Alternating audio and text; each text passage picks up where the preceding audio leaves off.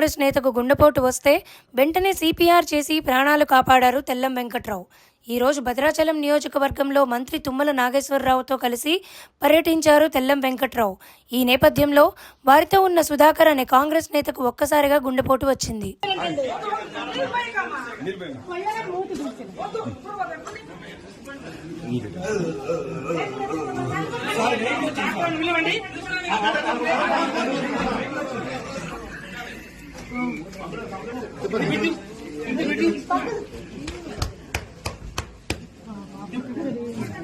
వచ్చింది అట్లా